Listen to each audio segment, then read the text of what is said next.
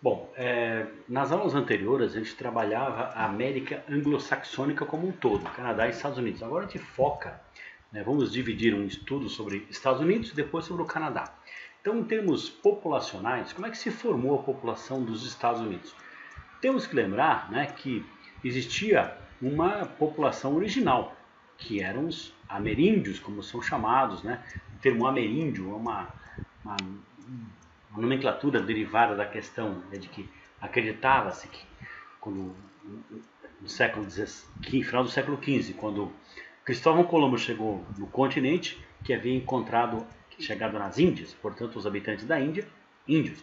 Mas depois descobriu-se que era um equívoco isso, e com a chegada de Américo Vespúcio no continente, porque o Colombo chegou nas ilhas da América Central, o termo ameríndio, ou seja, os índios da América, porque a América foi o nome dado pelo continente pelo navegador Américo Vespúcio. Então, esse povoamento original dos ameríndios, da chamada, entre aspas, a palavra raça, que eu não gosto de usar essa palavra, porque raça é um termo usado para você classificar animais, né?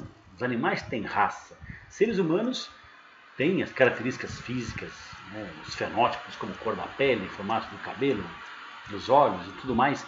Porém, é uma expressão usada, mas que eu particularmente não gosto muito. Então o pessoal fala, é da raça vermelha, que tem uma pele que não chega a ser negra, como os africanos, mas é um tom mais avermelhado. Eles se dividiam em várias tribos, como por exemplo os Sioux, os Dakota, os Hurons, que viviam, certo, em função da caça, principalmente do búfalo. Então eram caçadores, eram povos que caçavam animal para se alimentar.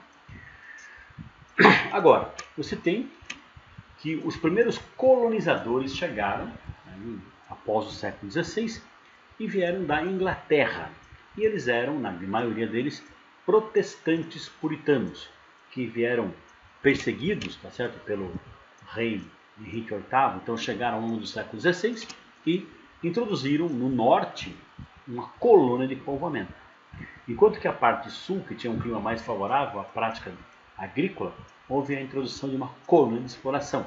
Mas, em termos de formação da nação dos Estados Unidos, a presença desses colonos do norte é muito mais importante por conta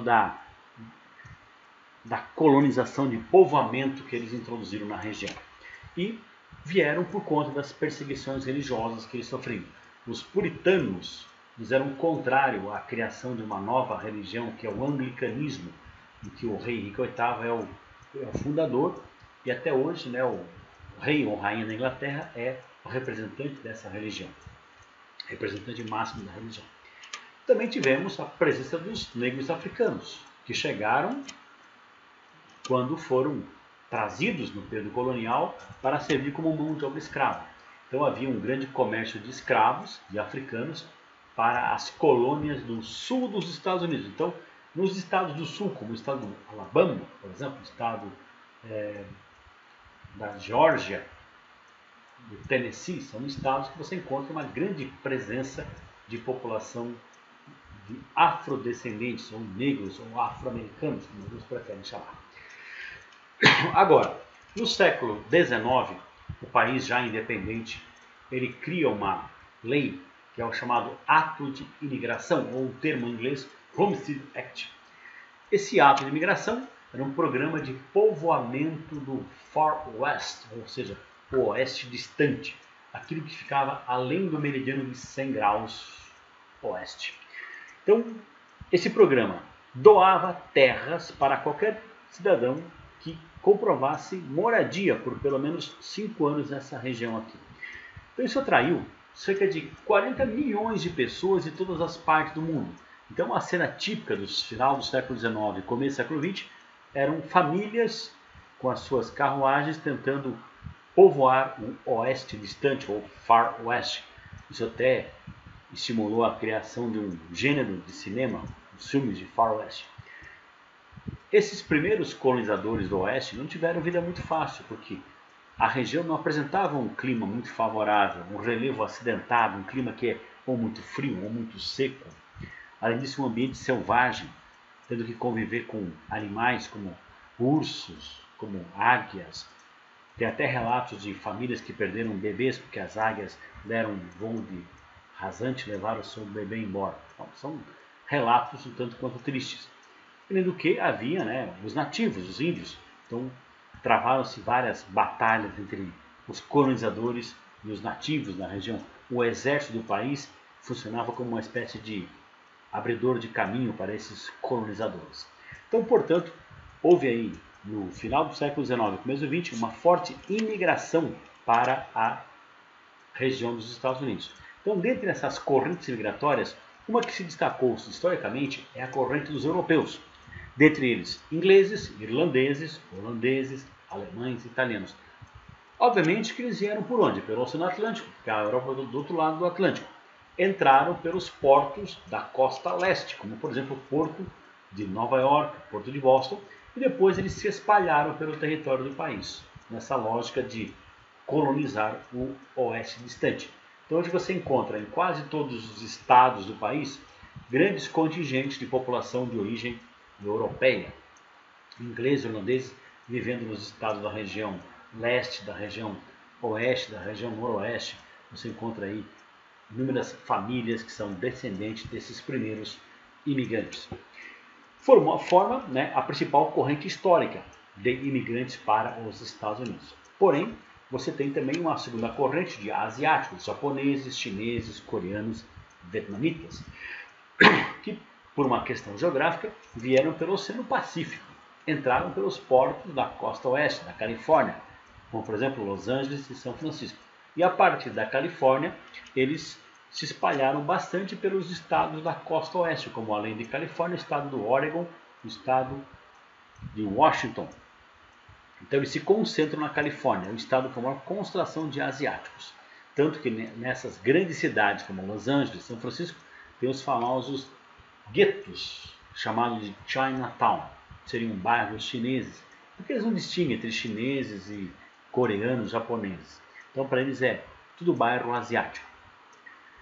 E a corrente dos latino-americanos, mexicanos, cubanos, brasileiros e porto-riquenhos, que entram ainda atualmente, né, pela fronteira com o México, também pela Flórida, que é essa península aqui, e pela região do Golfo do México. Então, nos outros eu usei o verbo no passado, entraram. Agora eles entram, porque ainda existe essa forte corrente. Não que não tenha imigração de asiáticos, que os Estados Unidos tem, mas é pouco. Ou seja, se comparar com a quantidade de latino-americanos que tentam entrar nos Estados Unidos atualmente, é quase insignificante. E europeus também. Portanto, o verbo no presente, eles entram pela fronteira. Concentram-se na parte sul dos Estados Unidos, ou seja, nos estados como, por exemplo, Texas, Arizona, Califórnia, Flórida, tem uma grande presença de imigrantes de origem latino-americana. Formam a principal corrente da atualidade. E muitos deles, a maioria, está lá ilegalmente. Tanto que o governo dos Estados Unidos atualmente tem promovido o processo de repatriação, de deportação de imigrantes ilegais.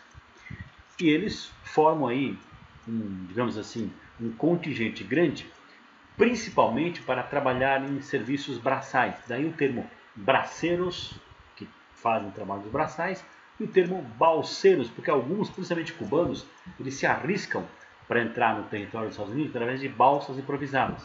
O termo cucaracha também é usado. A palavra cucaracha em espanhol é barata, um inseto barato. E aí é o comportamento deles, porque quando eles escutam, né, a polícia, a tendência deles é desaparecer. Então eles trabalham lá em restaurantes levando prato.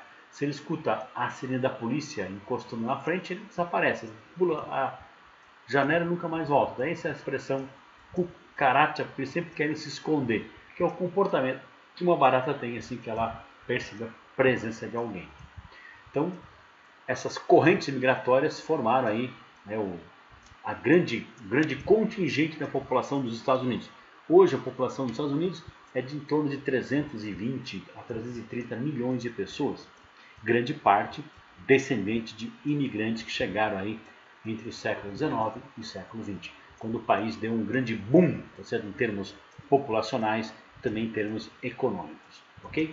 Bom, então sobre esse assunto seria isso, espero ter contribuído e sempre ficar atento na questão da imigração de latino-americanos, porque é um assunto que está sempre em voga. Ok? Então, um abraço e até mais. Tchau, tchau.